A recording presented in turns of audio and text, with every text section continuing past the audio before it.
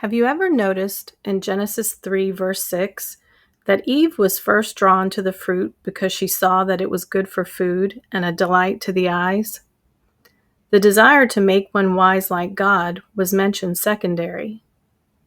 Is anyone else but me disturbed by the fact that the initial motivation that led to the fall of man was by a woman with an extreme desire for good food? The initial root of temptation was not from a place of world domination or even a place of starvation, but of a food craving. While this is a horrifying revelation for us foodie enthusiasts, let's reflect on the deeper meaning of this verse. While food can be a vice for many, the key message behind Genesis 3:6 is not about food. It's about what we choose over God. Adam and Eve had access and freedom to eat of every tree in the garden but one. In His omniscience, God sets boundaries for the purpose of our benefit and good. When we step outside of those boundaries, we can fall prey to sin or open a door to things God never intended for us. Eve was lured by an undisciplined desire. This gave way to disobedience, causing sin. As a result, death entered the world. The sequence of events that led to the fall of man is perfectly depicted by James 1:14-15. But each person is tempted when he is lured by his own desire. Then desire, when it has conceived, gives birth to sin, and sin, when it is fully grown, brings forth death.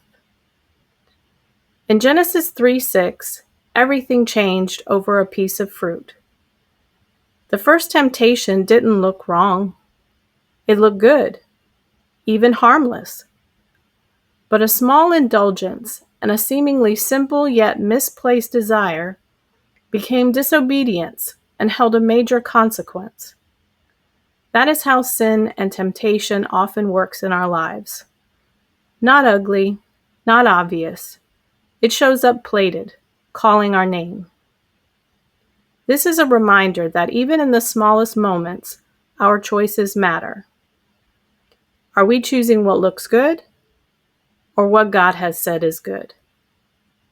Temptation is inevitable, but it is not impossible to overcome.